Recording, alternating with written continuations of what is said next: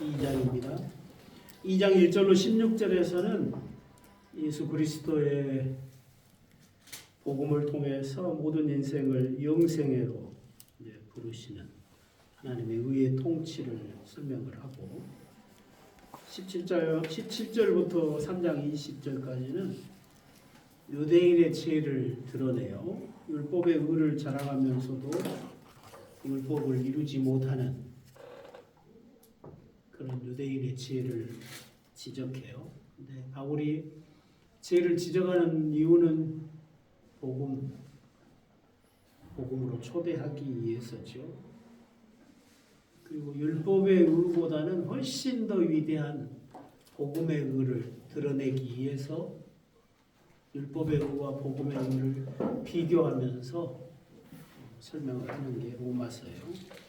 그러므로 남을 판단하는 사람아 누구를 막론하고 네가 핑계하지 못할 것은 남을 판단하는 것으로 너를 정죄하미니 판단하는 네가 같은 일을 행함이니라. 네가 하나님의 심판을 피할 줄로 아느냐.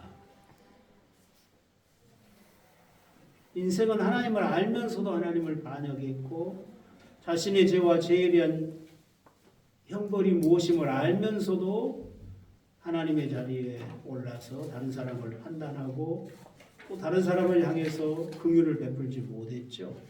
그런 세상을 향해서 하나님께서 인자하시고 용납하시고 길이 참으셔서 아들의 그 순종의 죽음을 통해서 세상을 구원하는 새로운 의를 가져오신 거잖아요. 그러니 이 예수 그리스도의 나라로 들어오라고 초대하는 것입니다. 옛 질서에서 벗어나서 그리스도의 부활의 나라로 들어오는 게 회개예요. 옛 시대 삶에서 벗어나서 새 시대의 삶으로 들어오는 게 회개라고. 단순히 한두 가지 행동을 고치는 게 회개가 아니고 그리스도가 가져오신 새로운 시대로 들어와야 되죠. 그리스도를 왕으로 모셔야 돼요. 예수님을 왕으로 모시는 게 신앙생활이죠. 이 시대에는 자기 고집, 회개하지 아니하는 마음을 따라서 하나님의 진노를 쌓고 살았지만 하나님께서 그 아들의 죽음과 부활을 통해서 영원한 생명의 길을 열어주셨으니까 그리 들어와야죠. 그 아들을 믿고 연합을 해야 되죠. 그러면 썩지 아니하는 영생을 얻게 된다는 거죠. 하나님께서 아들의 부활을 통해서 영광과 존귀와 썩지 아니하는 영생의 길을 보이셨어요. 그게 진리잖아요. 그 아들이 영생의 길이잖아요. 그리고 그 아들이 우리의 구원자가 되신다는 하나님의 아들이시고 우리의 생명의 주가 되신다고 하는 확실한 증거를 부활로 보여주셨거든요. 부활이 하나님의 확증이잖아요. 그가 하나님이시고 세상의 구주이심에 대한 가장 확실한 증거가 주님의 부활인 거죠. 그런데도 주님을 믿지 아니하면 심판에 이르게 되는 거죠. 선을 행하는 각 사람에게는 영광과 존귀와 평강이 있으리니 먼저는 유대인에게요 그리고 헬라인에게라. 이는 하나님께서 예모로 사람을 취하지 아니하심이니라. 구원이 유대인에게 약속되었기 때문에 먼저는 유대인이죠.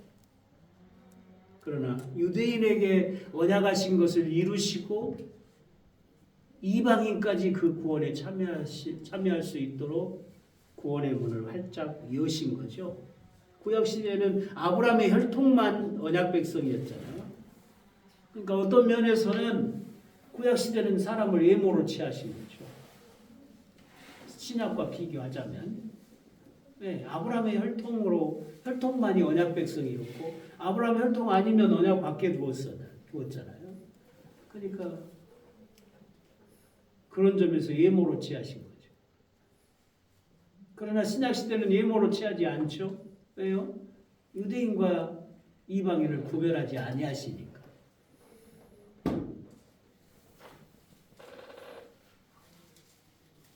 구약 시대에는 세상에서 가장 큰 차별이 유대인과 이방인이었잖아요. 그러나 예수 안에서는 더 이상 차별이 없다.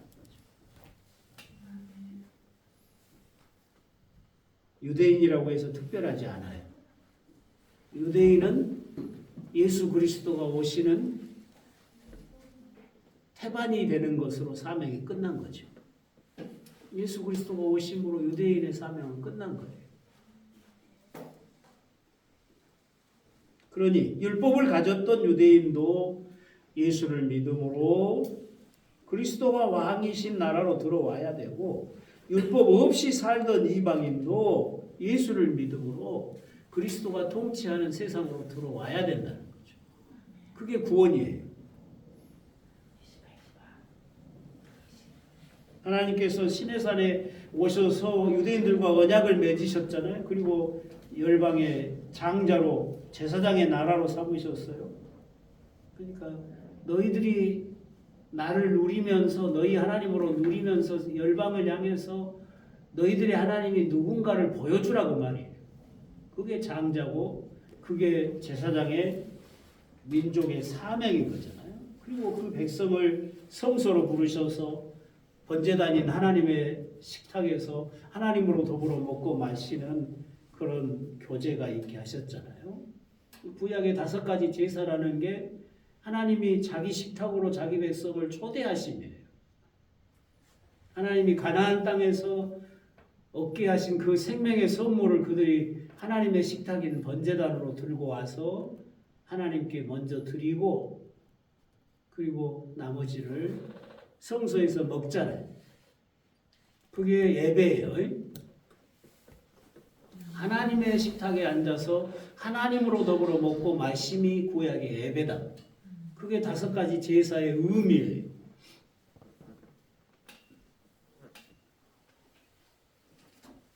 그런데 이제는 천하 만민이, 아브라함의 혈통만이 아니에요. 천하 만민이 예수를 믿고 주님의 부활의 상에서 주의 살과 피로 먹고 마시는 생명의 교제가 이루어지게 하신 거죠.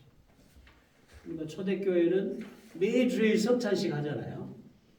그 예배가 주의 성찬상으로 나아가서 주의 살과 피로 먹는 게 주님과 나누는 교제인 거죠.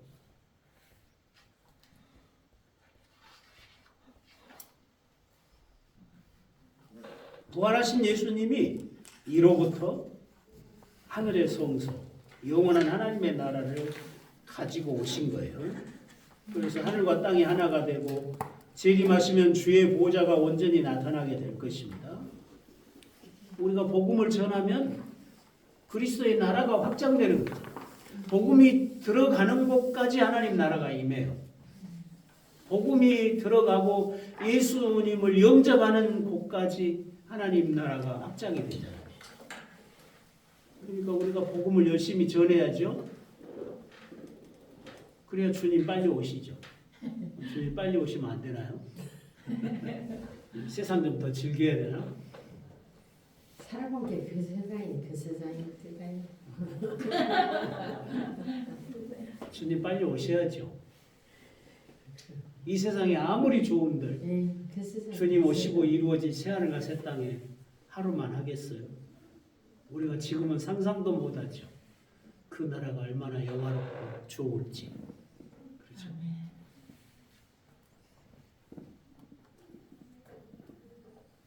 열심히 복음 전하고 주님 오셔야, 빨리 오셔야죠. 그 나라가 완성돼야죠.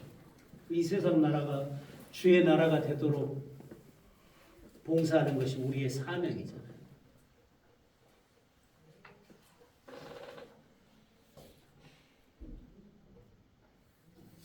2장 17절로 29절입니다. 유대인의 죄와 유대인의 구원의 길을 말해요. 유대인이라 불리는 네가 율법을 의지하며 하나님을 자랑하며 율법의 교훈을 받아 하나님의 뜻을 알고 지극히 선한 것을 분간하고 율법을 자랑하는 네가 율법을 범함으로 하나님을 욕되게 하느냐. 율법을 자랑하는데 지극히 선한 것을 분간하고 하나님 뜻을 알고 행해야 되는데 오히려 율법을 범하고 율법을 하나님을 욕되게 하고 있다는 거예요. 우리는 택한 백성이라고, 우리는 율법을 가졌다고, 우리는 성전이 있다고 자랑하는데 그것 때문에 넘어지잖아요. 그들이 예수님을 십자가에 못 박아 죽인 것도 그것 때문이에요. 우리가 율법대로 살아왔는데 무슨 새로운 구주가 필요하냐 이거죠.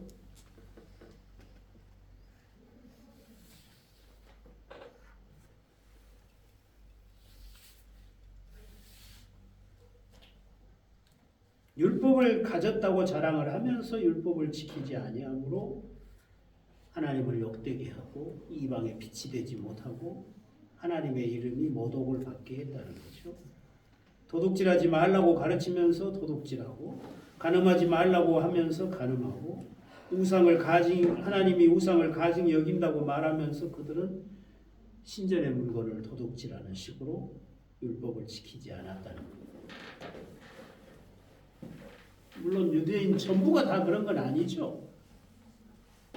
바울 같은 경우는 내가 율법에 흠이 없었다고 말하죠. 율법을 어려서부터 제대로 잘 지킨 거예요. 그런데 예수님 만나고 보니까 율법을 다 지켰지만 죄인이었더라. 죽음 아래 있었다는 거죠. 그래서 오라. 누가 나를 이 사망의 몸에서 건져내랴 탄식하는. 왜? 율법이라는 게요. 죄와 사망에서 건지는 기능이 율법에 없어요. 그냥 그들을 죄와 사망 안에 두고 그들의 마음을 안악한데 그냥 놔둔 채로 그들의 완악함에 조절해서 주신 거예요. 그게 율법이에요. 그래서 이는 이로 눈은 눈으로 해요. 누가 내 눈을 상하게 하면 너도 가서 눈만 상해라 이거예요. 더 이상 넘어가지 말아요. 보복의 법이 아니고 복수의 법이 아니고 네가 입은 피해를 넘어가지 말라는 거예요. 왜? 인간이 악해요. 악해가지고 누가 내 눈을 상하게 하면 나는 가서 눈만 상하게 하면서 가서 죽여버리지. 그게 인간의 악한 거예요. 그래서 주신 법이에요. 근데 신약에 오면 원수를 사랑하고 원수가 줄이거든 먹이고. 왜? 주님이 나 같은 원수를 사랑하셨잖아요.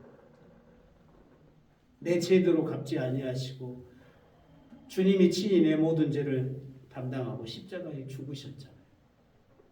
그러면 우리는 주님이 내게 하신 것 같이 해야 되죠? 그래야 나를 통해 주님이 드러날 거 아니에요? 그래야 세상이 변화되죠?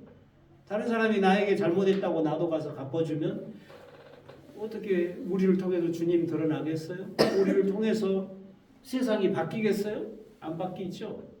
악을 선으로 갚아야 바뀌지. 악을 악으로 갚으면 악이 점점 더 커져가는 거죠.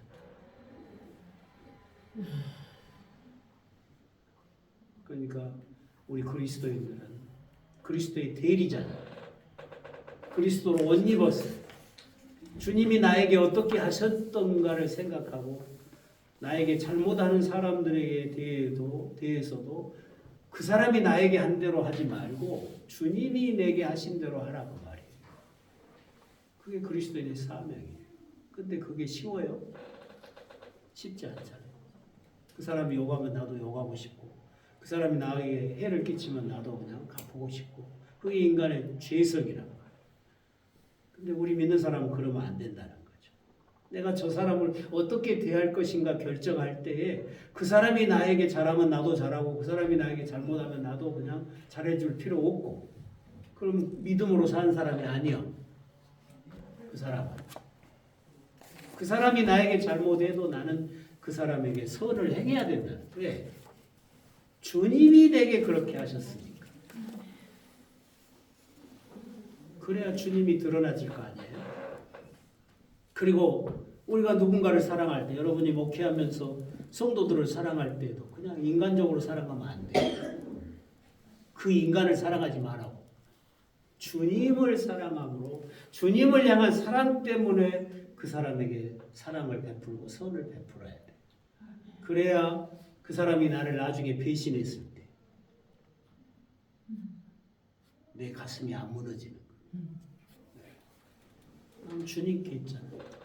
그 사람이 나에게 선을 악으로 갚을지라도 나는 주님께 있잖아요. 그럼 주님이 하시고 상 주실 거예요. 그러니까 그 사람이 나는 그 사람에게 끝까지 잘했는데 그 사람은 나에게 잘못할지라도 내가 속이 상하고 분노하고 그럴 이유가 없어요. 나는 주님께 있거든요. 주님을 사랑함으로 있거든요. 그것이 우리가 선을 행하는 방식이에요. 근데 대부분 안 그러잖아요. 나는 너에게 잘해줬는데 너는 네가 그럴 수 있냐? 우리 믿는 사람들도 다 그러잖아요. 그건 뭐예요? 죽게 하듯 안 했다는 얘기예요. 인간적으로 사랑했다는 거예요. 그럼 하나님이 영광 받으실 자리가 없어요. 항상 죽게 하듯 하라는 거죠. 그러면 주님께 한 거예요. 죽게 하듯 하면 주님께 한 거예요. 그럼 주님이 상 주시는 거죠. 너는 내가 배고플 때 먹을 것 주었고, 내가 헐벗었을 때 입을 것 주었고, 내가 병들었을 때 나 찾아봐. 나 감옥 갔을 때 네가 나 이모 낳았고, 양과 같은 자들에게 그렇게 말씀하시잖아요. 언제 주님이 병원에 입원했냐고, 언제 주님이 감옥 가셨냐고, 내가 언제 주님 찾아가 봤냐고. 여기 지극히 작은 내 형제들에게, 내 제자들에게 한 것이 곧 내게 한 것이다. 주의 이름으로 하는 것이 죽게 하는 것이라는 거죠.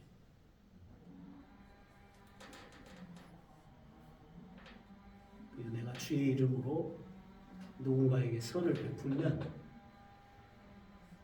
그 선이 죽게 한 것이죠.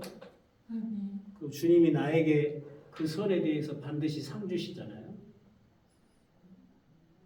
지극히 작은 자에게 냉수 한 그릇이라도 주의 이름으로 주는 자에게 결단코 그 상을 잃지 않겠다고 하시잖아요. 주의 이름으로 주님을 사랑하는 자에게 베풀면 죽게 하는 것이 된다는 거죠. 아멘이요. 그러니까 우리가 누군가에게 선을 베풀면, 주의 이름으로 선을 베풀면 그 선이 결국은 내게로 돌아오잖아요. 그렇죠? 심는 대로 거두니까. 그러니까 오늘 내가 누군가에게 선을 베푸는 것은 결론적으로 말하면 뭐예요? 장래의 나 자신에게, 장래의 나 자신을 사랑하는 것과 같은 거예요. 그렇죠? 재밌잖아. 선을 베푼다는 게 얼마나 복된 일이죠. 결국은 나를 사랑하는 거죠. 내가 오늘 남에게 선을 베푼 것이 결국은 나를 사랑하는 것이 되는 거죠. 주님을 사랑하는 사랑으로 할 때 그런 거죠.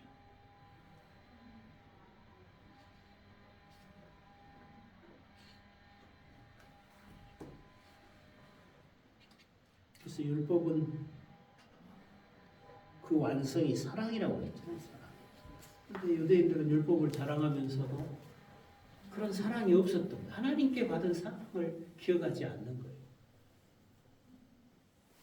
자기들의 의만 자랑하지 사랑이 없었던 거예요. 우리 오늘 신약 백성들은 주님이 우리에게 자기 생명을 주셨잖아요. 자기 몸을 주셨잖아요. 이제 우리도 사랑할 때 주님이 우리에게 생명을 주신 그 사랑으로 사랑하라는 거죠. 주님이 내가 너희들에게 새 계명을 주노니 내가 너희를 사랑한 것 같이 너희도 서로 사랑하라. 그게 율법인 거죠. 주님이 내게 어떻게 하셨는가. 그것만 생각하면 우리가 주님이 기뻐하는 삶을 살 수 있겠죠. 항상 주님이 내게 어떻게 하셨는가. 주님이 나를 향해 얼마나 참으셨던가. 주님이 나에게 얼마나 큰 용서를 베푸셨던가, 주님이 나를 얼마나 사랑해 주셨던가, 그런 것만 늘 생각하고 살면 우리가 선한 모습으로 주의 대리자가 되어서 주님의 옷을 입고 세상을 향해서 작은 예수가 되어서 살 것인데, 내가 주께로 받은 것은 잊어버리잖아. 왕이 나에게 1만 달란트 빚을 탕감해 줬는데 내 친구가 100데나리온 500데나리온 빚진 거 그거 안 갚은다고 멱살 잡고 끌고 가서 감옥에 가둬놨다. 임금이 그 소식을 듣고 이런 나쁜 놈이 있냐, 나는 너에게 1만 달란트를 용서해 줬는데 너는 그거 500데나리온도 용서 못했냐, 나쁜 놈아, 나도 너 용서 안 할 테니까 빚 갚아라 그러고 다 가둬버렸다. 주께 받은 사랑을 모르면 우리가 그렇게 되는 거죠.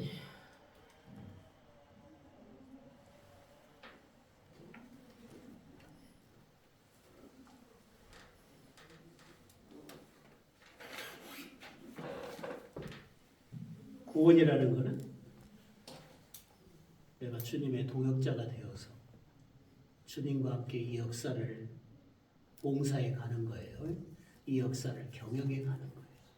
내가 어떻게 주님과 동행하면서 이 세상이 주님의 나라로 바뀌어 가도록 살 것인가. 그것이 우리의 삶의 방향이잖아요. 내가 주께로부터 받은 이 사랑, 이 큰 구원, 이 구원을 내가 열심히 세상을 향해서 전하고 보여주면서 나 때문에 세상이 변화되어 갈 수 있도록, 쉽게 이야기하면 내 주변에 많은 사람들이 나를 통해서 주의 은혜를 깨닫고 또 주의 은혜를 나를 통해서 전달받고, 세상 말로 하면 내 덕 보고 사는 사람들이 세상에 내 주변에 많아야지. 그게 잘 사는 거잖아요. 근데 세상적인 것보다는 영적인 것, 신령한 것이 더 가치 있다는 거죠. 내가 누군가에게 물질적으로 도와주는 것도 큰 사랑이지만 더 큰 사랑은 그러하여금 그리스도를 알게 하고 예수 믿게 하고 예수 잘 믿게 하고 주님 사랑하게 하고 그도 주님 말씀대로 살 수 있도록 가르쳐주고 제자 삼는, 이것이 훨씬 더 큰 사랑이잖아. 그를 영원히 복되게 하는 사랑이잖아. 그러니까 꼭 돈이 있어야만 선을 행하는 건 아니잖아. 돈으로 하는 선보다 훨씬 더 큰 선이 말씀이고 복음이고 기도고 그러잖아요.